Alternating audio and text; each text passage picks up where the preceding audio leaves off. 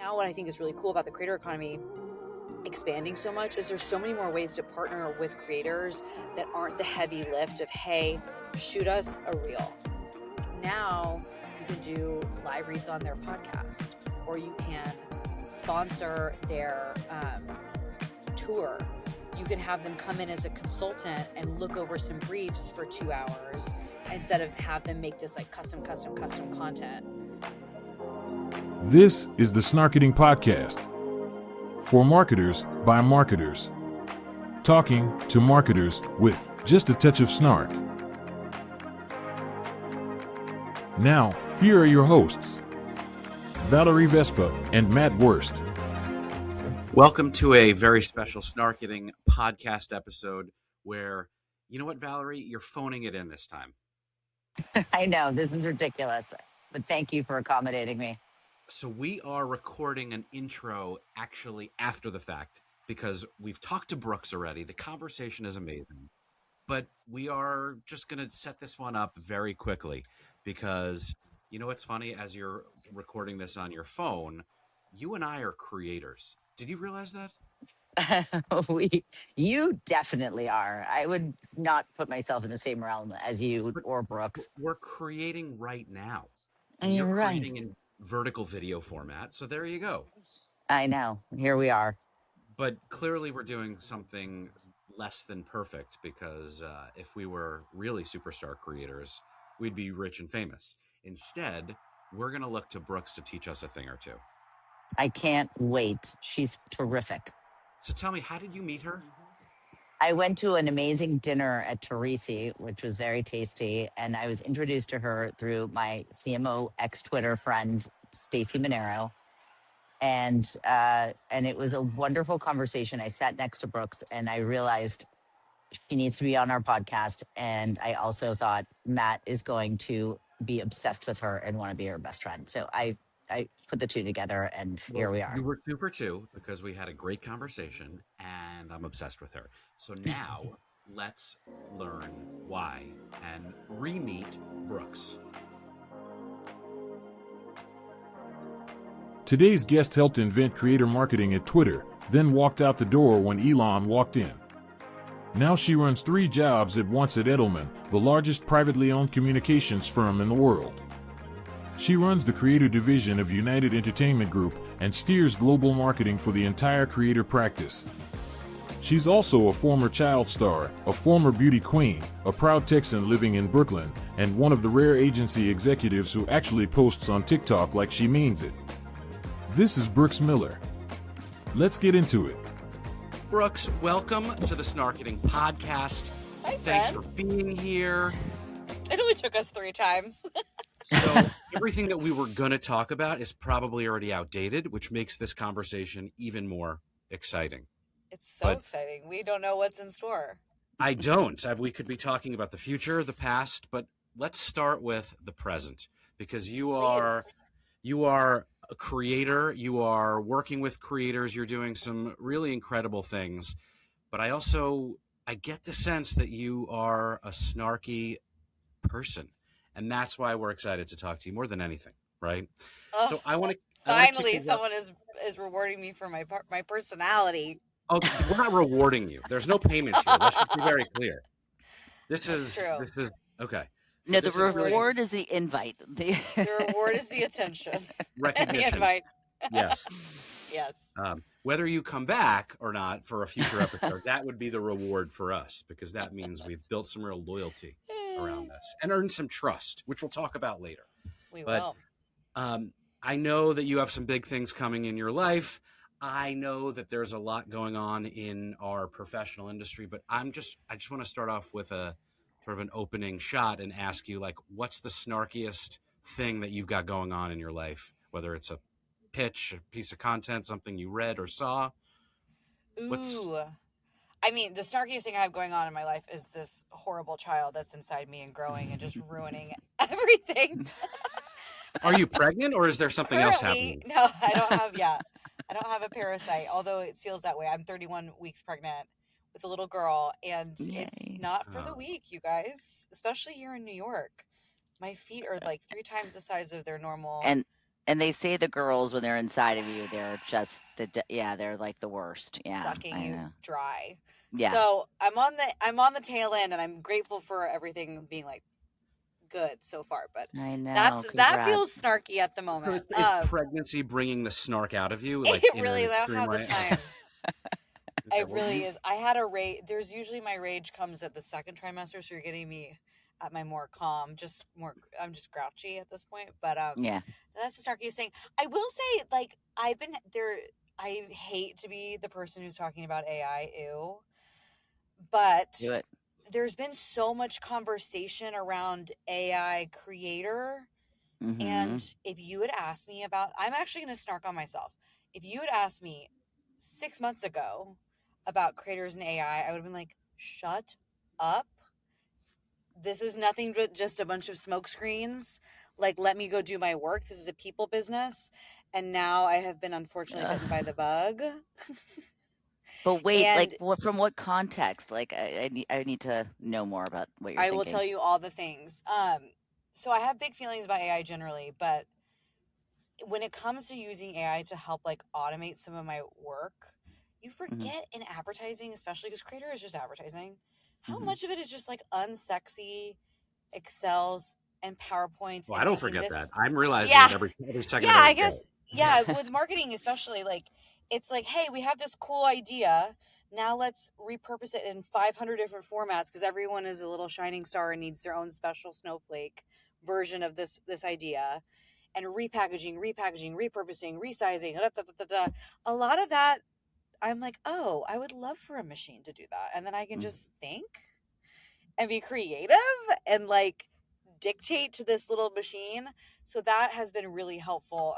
I've been using it constantly with decks, constantly with Excels, constantly with emails, trying to see how to integrate it into my work and actually like change how I work to be AI forward. But then when it comes to like the generative AI stuff, I'm like, oh my God, I hate it so much. I hate it so deeply.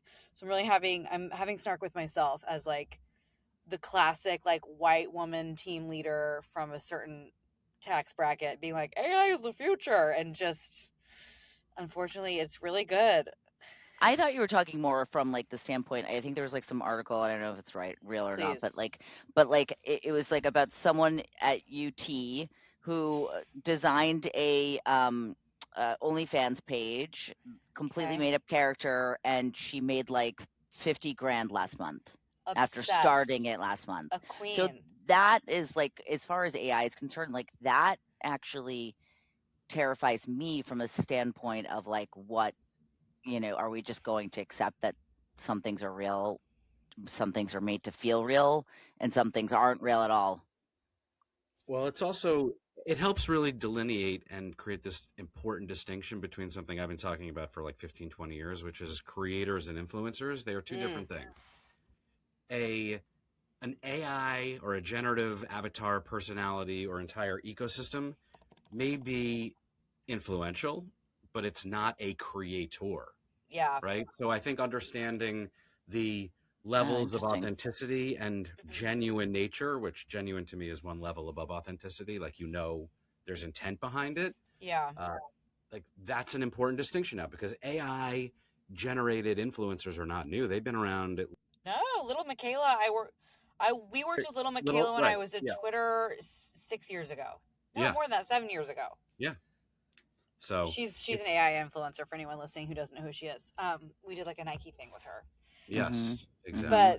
But you know what's interesting that you say about you didn't say trust. I promise you, I'm not gonna just force you to talk about trust because I work at Edelman. Trust something you But guys are known for? Is that a thing? Is that a thing? we really like it. We love trust. We No, like trust too.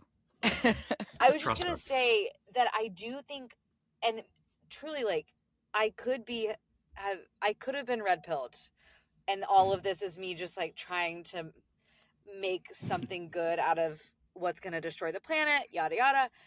But I do think what's cool about it, the more I've experimented with AI in my workplace and I have a creative job, is I do feel like it puts more emphasis on my creativity and my interpersonal skills, my humanness, so to speak. Mm. Because these are all inputs.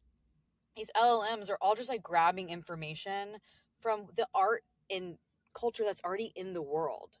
So like they can make an iteration of a Frida Kahlo painting, but someone has to be Frida Kahlo. I'm like, oh, well, that's like actually really cool, especially for what I do when I work with creative people who are creators, not influencers. They are in the business of creative and Yeah. creativity, which you kind of can't replicate with a machine. At least the initial Creativity. kernel of an idea. Right. Well, that's, I think, again, a great distinction. The LLM tools look back and ingest things that have already been created. Yes. There are increasingly sophisticated and scary and impressive and amazing and terrifying tools that can generate things that Predictive. have not existed before, Mm-hmm. which I think will become increasingly challenging in that trust index of, Yeah. we've Were y'all like in marketing, advertising when Photoshop became a big deal?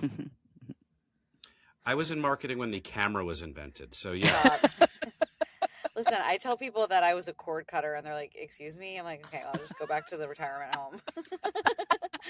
Like, Even the remember umbilical Vine? They're cords, like, right? da, da, Umbilical da, da, cords? da. Yeah. That's, yeah, the OG type of cord cutting.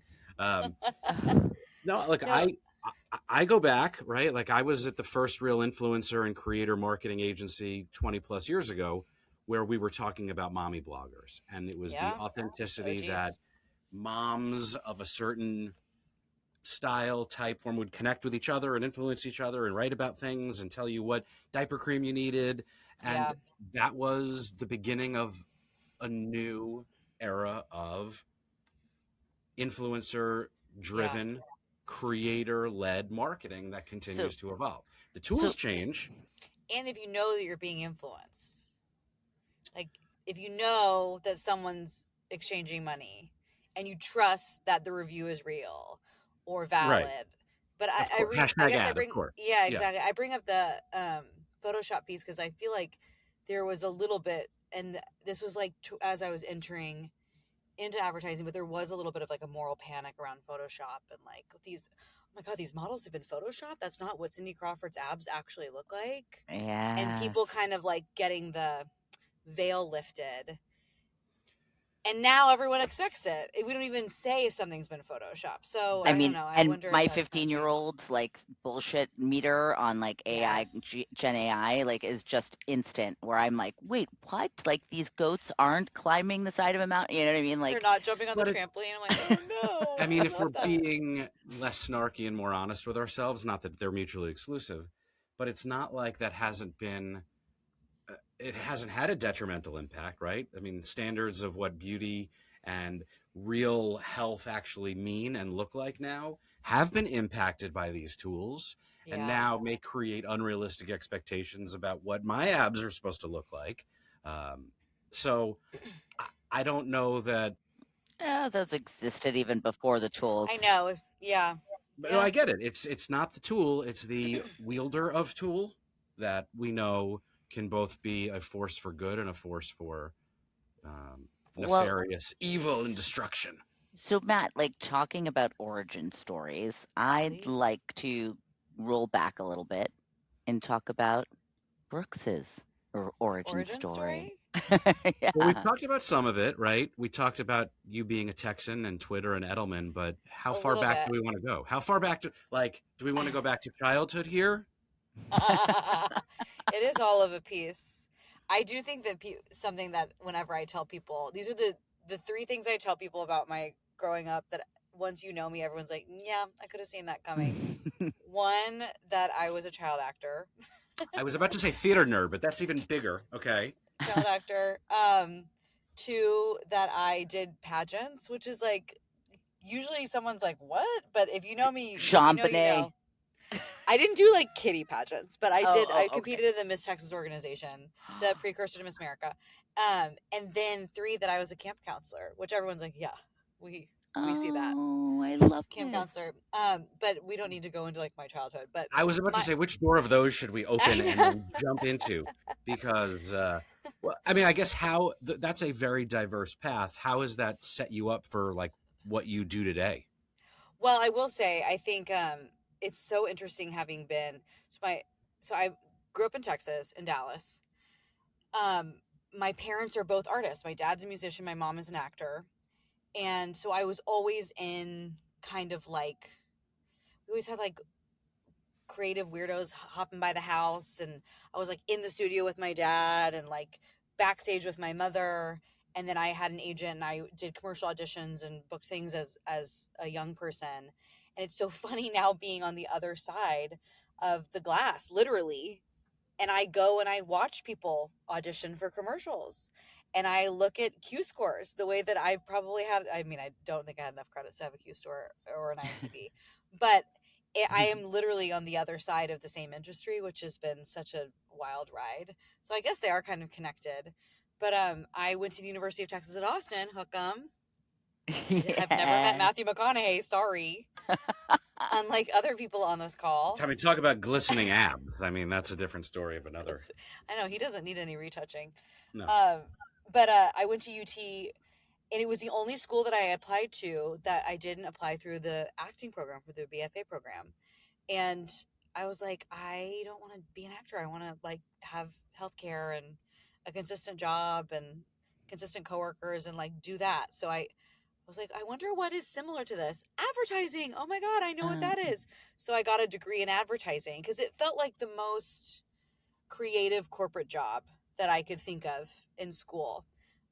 So I got a degree in advertising, and then I went and worked at an advertising agency, which I feel like no one ever does what their degree is.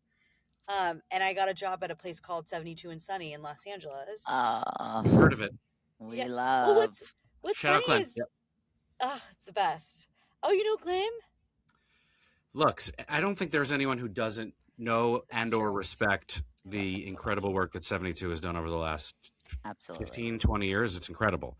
But Well, yeah, it was this, when anyone who went to work in the internet, like that's where you wanted to work. it was so cool. And I when I started there were like 70 employees. My manager was Evan Shute, who's their first employee, who's now their president, which is so Yeah. crazy. But we were just like setting the code for the alarm. Like, probably didn't have an HR department, but we did have beer and we had cereal. And I was working there as an intern, a little bitty baby intern, and we won this piece of business and that piece of business. We got acquired by MDC, and then we won Activision and Samsung. And suddenly we went from 70 people to like 370 people. And we opened an Amsterdam office, and we moved to what their headquarters now, at the old Howard Hughes. And so I just felt like I boarded a rocket ship like right out of college. It was crazy. And you don't get like that without people like Glenn and John Boyler and Matt Jarvis and Evan, who were there all night, all day, every weekend, like working their ass off. So it was a really fun way to join the industry. Like, really fun. I couldn't have dreamed a better amazing. version. Yeah, Really and fun. then you ended, or you went to Twitter, or was there a gap between that? Yeah, so that so I, as all great stories happen, there was a boy who's now my husband, so it worked out. So I met a guy, and we moved together to San Francisco because he got a job at Goodby. And I moved to San Francisco with him and got another job at a small agency called Barrett SF. They've renamed to Barrett Hoffer, but it's Jamie Barrett's agency. Again, employee number 10, building the tables, setting the alarm, taking out the trash, kind of a thing. And when you live, I don't know if y'all have ever lived in San Francisco, but when you live there, you just like can't help but become obsessed with tech. Yeah. I was just yeah. like, and it was a very interesting time in tech because what I'll say, Matt, is I'd always been a very highly online kid. I was a MySpace kid. I was building websites on X Pages. I remember I had a .com like in college because I didn't like a resume. I was like, oh, I want to do something more interesting. I was obsessed with Tumblr. I was obsessed with bloggers, obsessed with them. And they were all moving. This is where you're going to be like, oh yeah, she's old as fuck. They were all moving to a new app called Instagram. And they were, I know. But because these bloggers, as you can attest, had always been doing brand deals. They had like display ads, but we did a home renovation and thank you Behr Paint for giving us the paint, da da da. Mm-hmm. But what I hadn't seen was no one was bringing brand deals, what we would call brand deals, to social media. Social media is where you followed your mom and your sister and your friends and your coworkers, people you knew. Mm-hmm. And there certainly were no ads. There were no ads. Like, no one gets that. Ah, So these bloggers were bringing over these brand deals to Instagram. And I was like, what is this? This is really cool. Because at the same time, can't age myself, everyone was cord cutting. And I was like, well, I make ads and I don't even want to watch them. Well, that's not good if I don't even like ads and I make them. And I was like, you know, everything I buy is not because of Flo from Progressive. It's because, like, my favorite blogger told me that this is a great water bottle and I should buy it. I was like, oh, okay. I need to rethink. I had a core life crisis. Like, I really need to rethink this. So I started having coffee chats with anyone I could talk to who was in the tech world, in social world. And I had a friend at Twitter, and she was like, I mean, she didn't have the vocabulary to say influencer marketing, creator marketing, whatever you want to call it. But she was like, what you're describing, we just bought a company that does that on Vine, and it's called Niche, and you should interview for it. They're hiring. I was like, oh my God, sign me up. And so I was their first post acquisition hire. I was hired by Twitter, and we like 2015. do what? That was like 2015. I'm doing the math It's in my head. exactly 2015, and we It was just either kind that of, or Meerkat and Peach. I think you chose the yep. right. It's like The right full class. screen was the MCN, and Niche was Yeah. like, yeah, agnostic. And because Twitter had a hard time monetizing Vine. Again, no ads. Didn't know what to do with video. They didn't know what to do. So they were like, well, these people are making money off Vine. Like, why don't we just buy them? So they brought me on, and they knew about tech, but I knew about advertising. I was like, hey, so you can't do like a Nike swoosh in the back of this Cheerios ad, like these You get types of things. klaxons, you're going, whoop, boop, boop. Yeah, exactly. And we just kind of invented how one of the biggest social platforms in the world approached creator marketing. And what was so smart that the Niche guys did, Darren Lochtman, Rob Fishman, is they made us platform agnostic. So they're like, cool, Twitter, you own us, but we're not only going to work on Vine and Twitter. We're going to work on YouTube. We're going to work on Instagram. We're going to work on Snapchat when Snapchat was invented. Instagram stories when they were invented to compete with Snapchat. Giphy, Musically, and then Musically got bought by TikTok. Like, we did everything, which I appreciate mainly because it helped me like learn how to do all of this. I mean, look, there's someone who is very, very connected, working with probably your team and others across Twitter for the better part of a decade. I do think the stamp that it put on culture, going back even to like the NBA days of 2006 and 8, and Yeah. like, it really can't be understated. Neither can the fact that, I mean, congratulations on getting out before it devolved into what it, in my opinion. I got fired by Elon. It's okay. I didn't have a choice. You did? Okay. Well, then congratulations on getting out at the right time. Congratulations on my laptop shutting down one day, along with 4,000 other people. It's fine. A lot of people kind of disappeared. Our mutual friend Valerie, like, she did not go quiet. A lot of people did not go quiet. Lara Cohen. Yes. The best. The how best. did you, as someone who helped build that into something that it, like, you should all be really proud of, how did you feel about how it ended and what it's become? I don't go on X. We don't speak of X in my home. I'm like, what is X? Yeah. I hate how it ended. It was the worst. Because I think like two things. Like, I've been on Twitter since I was like logging on to desktop Twitter in my dorm room. I loved Twitter. I was OG. And then the fail whale and the bird. Yeah, of course. Oh my God, the fail whale. I have a friend who has a tattoo of the fail whale. Yeah.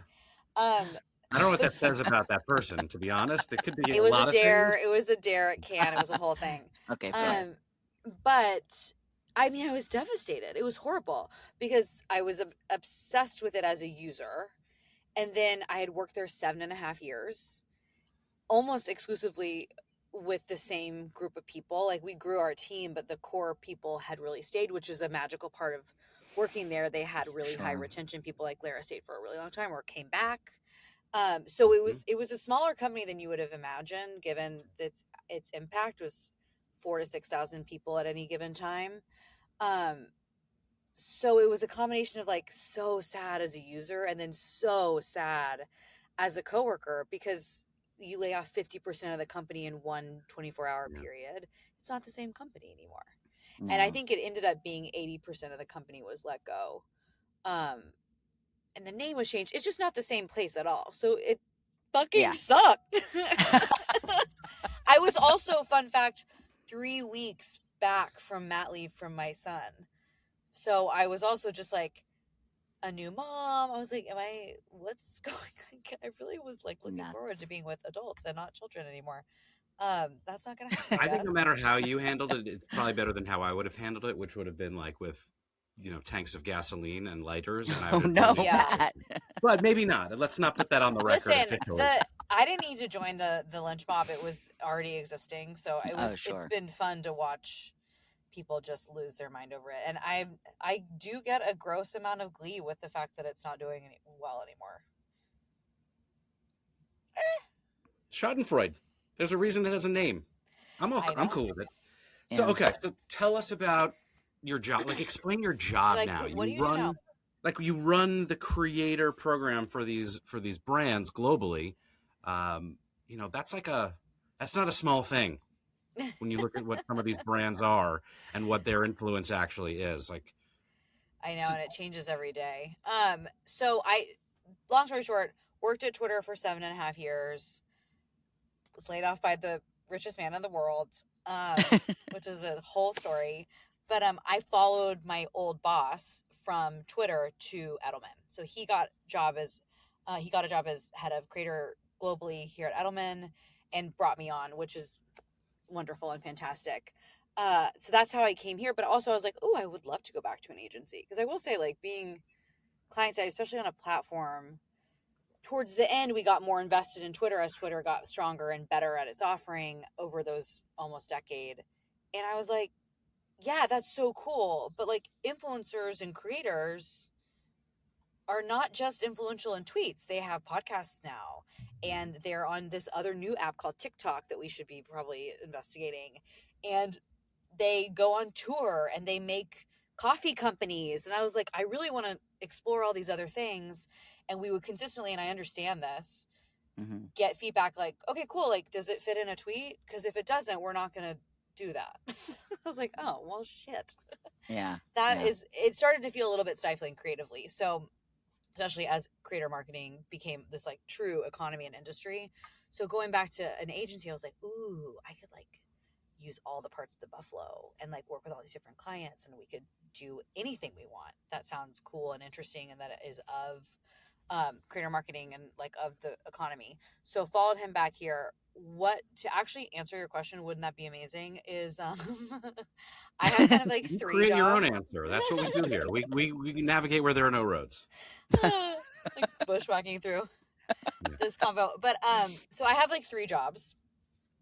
When I say I like 3 jobs, I do have 3 jobs. My main job that I came in for is to market our offering at Edelman. I don't think people always think of Edelman first when they think of creator, although we are changing that. We actually just got ranked 2nd of all the creator agencies. You must have some good PR behind you. Well, I'm trying. PR does help. Yeah, which is great. Like, I don't think we would have expected to rank nearly that high even a couple of years ago. So that part's really good. That's awesome. But there's a lot of competition. There's a lot of people that do what we do, especially as this industry has gotten bigger. So what makes us special? How does what we do work into the trust positioning that we have already?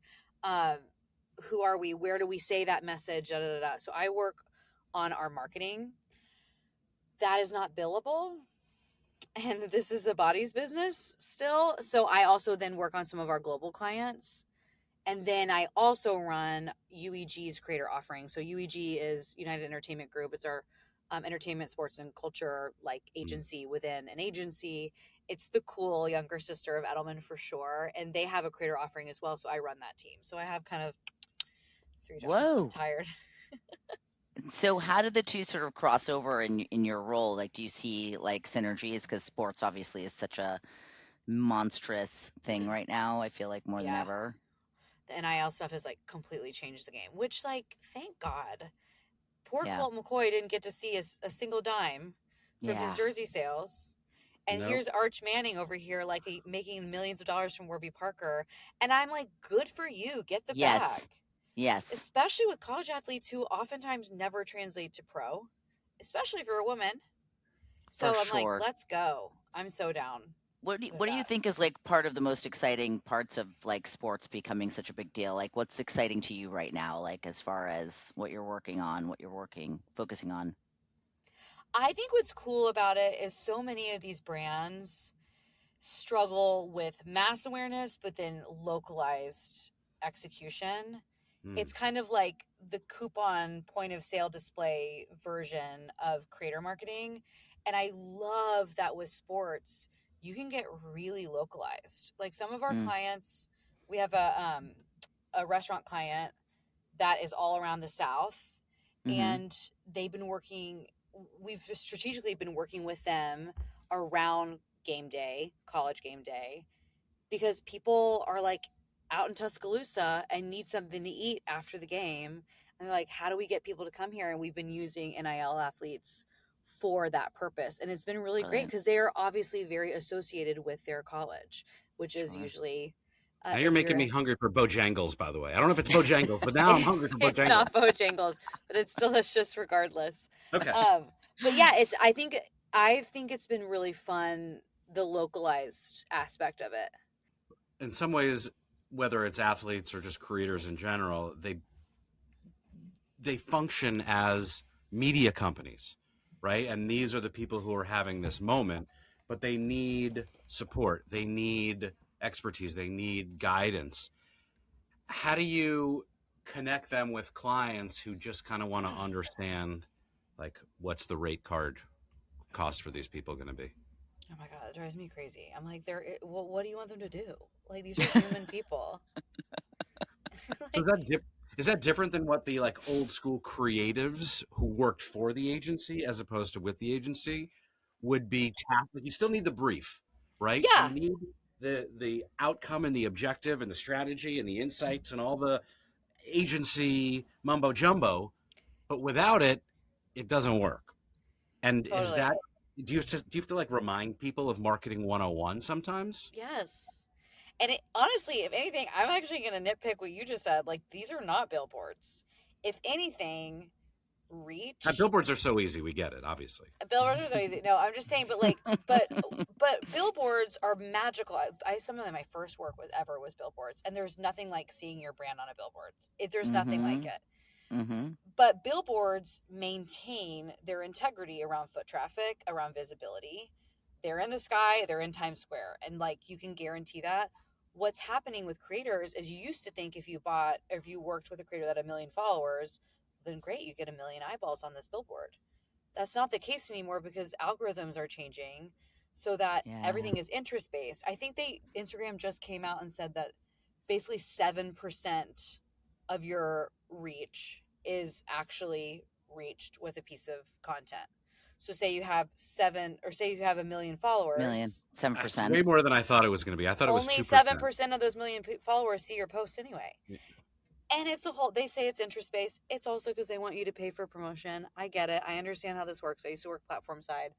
But all to say, we're actually like encouraging brands to do two things. Like one, like have a really, really tight paid strategy because they're not going to see it. Like those 1 million people are not going to see it.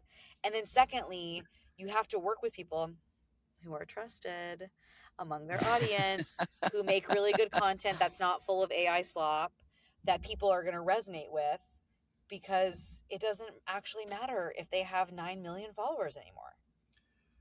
So what's the creator trust score? Why, thank you for asking. Look at this. I No, knew you'd be fast friends. I know. It's our vetting protocol, which is unlike anything I've ever seen, genuinely. And I'm a dinosaur. So it's like we vet everyone, obviously. We're a comms agency that cares about risk and reputation. So like vetting is core to who we are, but this is supercharged, and it's supercharged in a couple ways. Like one, we vet both creators and their affiliates, because it's, you are who you hang out with. If you have a bad group of friends, you're going down a bad path. And so many of these creators have podcast hosts, or they frequently show their partner in all of their programming, or they have a best friend that they frequently collaborate with. Those are part of their reputation and risk.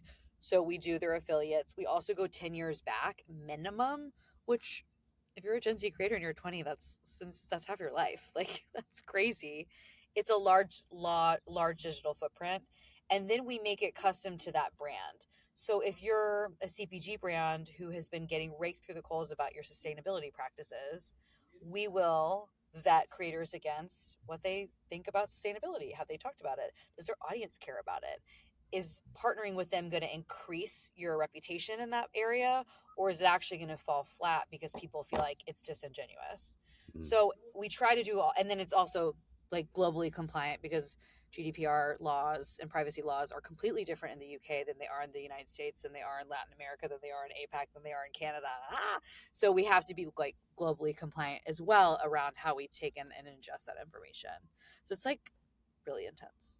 When you had mentioned, I think, creator burnout and mental health somewhere, Yes, and you've called this an agency responsibility. So I think so. what are the things that agencies and brands are doing today that they should not be doing? Well, I do think it starts just with the core approach of working with human beings. Again, sorry, they're not billboards. They're Yeah. people. Yeah. They're people who have a sick family member, or a kid to pick up from daycare, or having a really tough week, and maybe need more time. Like, Yeah. not treating them like an ad buy, because that's not what you're buying. And if you honor like the humanity of them, I think you get better outputs. It's wild how wrapped up people get in their timelines, which I understand, because it's a trickle down effect, right? Of like, well, we have this media plan, we need to fill it out. Like, it's like, well, okay, cool, but this person's flight got canceled. I don't know what to tell you. So Right. like having a little bit more humanity, but also now what I think is really cool about the creator economy expanding so much is there's so many more ways to partner with creators that aren't the heavy lift of, hey, shoot us a reel, which is, I mean, it's a lot of work to find fellow friends to be in your reel, to do a shoot, to get a videographer for the shoot, a cameraman for the shoot, lighting for the shoot, editing for the shoot, costumes, whatever, and then go through revisions over and over, maybe do a reshoot if you didn't do it right. All of that. Like, now you can do live reads on their podcast, or you can sponsor their tour. You can have them come in as a consultant and look over some briefs for 2 hours, instead of have them make this like custom content. There's so many more ways to partner with them, and I think brands forget that piece. It's a balance, right? They have to Totally. understand where humanity can win and where humanity is also something we have to be conscious of. And Yeah, and it's like the fact that they're human is like why they're so trusted and Valuable. respected and valuable. Yeah. Like, let's not strip that away. Mm-hmm. unless the AI trust factor becomes too overwhelming to ignore. But I know. I'm we'll save interested that- to see if that we'll theory say you're that for positing the is 5 year true. from now. Yeah. Conversation. I spent a lot of time going down your TikTok Oh my God. recently. And I what I'm about to say is absolutely a compliment to someone who creates a lot of video himself. Okay. You are a master at like eating your own dog food, right? You are running a creator agency for like the most respected and trusted PR and marketing firm on earth, and you're posting about your hair and your job and your feelings and your swollen feet and all the things that you're talking about. Yeah. When did you, I mean, maybe it goes back to your childhood and that, that experience, but like, when did you realize that you should be also a creator instead of just selling them? Okay, that's so funny. You're the first person to call me a creator. Thanks. That's so nice. Oh my God, really? Maybe Yeah, in You a need to public hang out with forum. cooler people then. Actually, I will take my flowers on that, because I did get a paid campaign recently, and I was like, oh my God, I'm a creator. This is so crazy. It was so helpful to like be on the other side of it and learn about it. But what is your question? Like, how did I No, decide like to at start what doing? point did you realize that this is something that you should just be doing instead of Oh, just preaching? Like practicing what you preach. well, frankly, it's how we approach our marketing. We're just like two things. One, as a person who evaluates creator content, speaks to creators constantly, I deeply respect what they do. I was kind of like, oh, wow, I'm full of shit because I'm sitting here evaluating a TikTok of if it's good And you've and never I've done it never yourself. made one. Yes. Like, who Yeah. am I to say that? That's ridiculous. Douchey. I Yeah. truly felt fraudulent after a while. And I'm a lot older. I'm like not a lot. I'm not geriatric, but I'm older than most people who work in my industry. I have to stay sharp. It's like, okay, then my new challenge is to figure out how to make videos like this. What works, what doesn't work, what is the lift of something like this.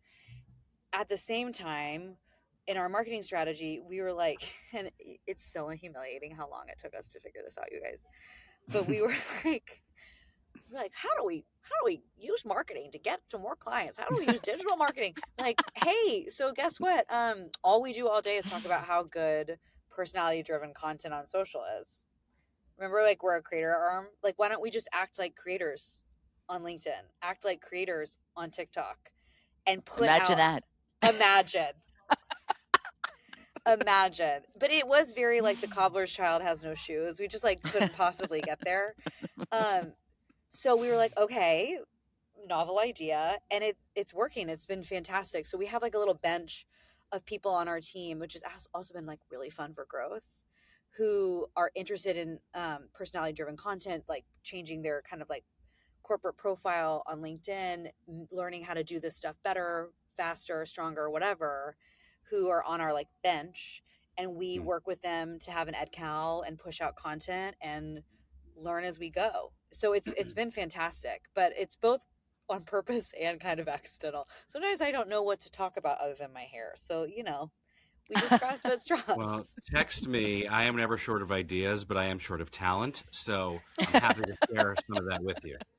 Let's pivot to, and we'll put 2 minutes on the clock here for this. But let's do lightning round, and I'm going to really hold you to it. And by hold you to it, I mean you can do whatever you want here. So, first question: you are notably a Texan, and you've lived in California, and now you're living in New York. Yes. Which one of those do you dial up most when you're pitching new business? And let's be specific, Brooklyn. Yeah, Oh, but we're yeah, okay. Valerie and I are nearby. We're in Brooklyn, not some Upper East Side girly. So are you bringing your Brooklyn beast or your? It depends on the Texas client. twang? I'd probably never tap into my California, but it depends on the client. Okay. Depends on the client. What is the most overused word in a creator brief? Authenticity. Sorry to pick on you. Perfect. Good. Yeah. No. Yeah. You said it. Yeah. What's the first platform you open in the morning or app? This is not what you're gonna think. I love Time Hop right now. Time Hop is. Do y'all have Time Hop? It's amazing. Of course. No, I don't. Best. You need to get it. Really? It's so fun, especially if you have kids. Okay. Because it shows you what your phone content, social content, whatever content was that day, 1 year ago, 2 year ago, 3 year ago, 4 years ago, 5 years ago. And it kind of depresses me as the problem. So when I have a 15-year-old kid like Valerie, and you see them at like 2 years old. Oh my God, you sob every day. So, I will literally be in bed and I'll just text my husband downstairs like photos of our son from when he was it should be born. called Time Gut Punch. Yeah. Okay. That's probably my first. And then if you actually care about like social stuff, either Instagram or LinkedIn. Okay. TikTok's like my late night. Me too. What's the best brand to follow right now on TikTok or Instagram? I've actually been really interested in I'll shout out Fields Good, which is Mrs. Fields' daughter has a cookie company. I'm in full disclosure, I'm an investor. She's a friend of mine. A chip off the old block. Mm-hmm. Indeed. And they're functional cookies. They're cookies with a purpose. They're great cookies with benefits. Ooh, so follow them. But I also really love like all this founder-led content that I'm seeing on TikTok, Instagram. I think 3 a.m. Skin does a really good job of that, explaining like how, why, and what business decisions she makes. And then once you fall into that trap, algorithm will get you.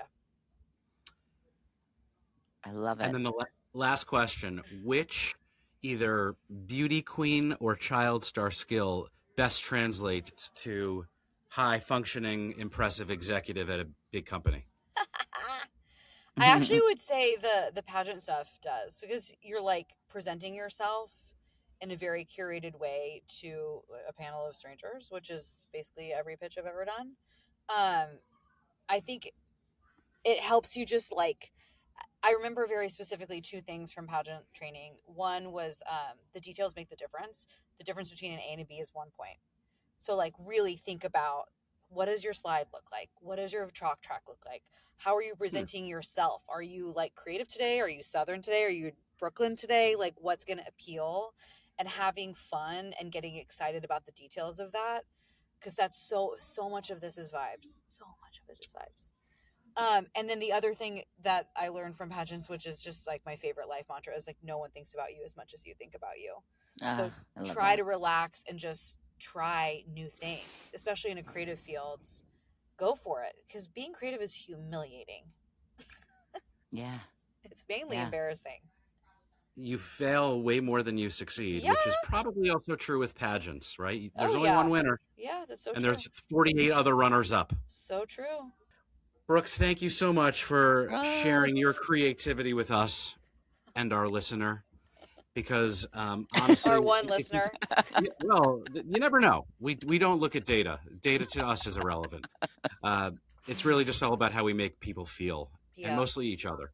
So I will end on that note. Valerie, any parting shots before you exit stage right? I haven't seen you in a while. I wish you the best with this next stage of your life with baby number 2, right? Or baby, I thought you meant post-snarketing episode success, not post-snarketing baby. Okay. Because this is going to take you to a new level. And I love it. So thank you for joining us. I know this took a little while to schedule, so thank you for finding the time. The most important thing is we all decided to be culpable for each cancellation. We had 3 cancellations, 3 people. There we go.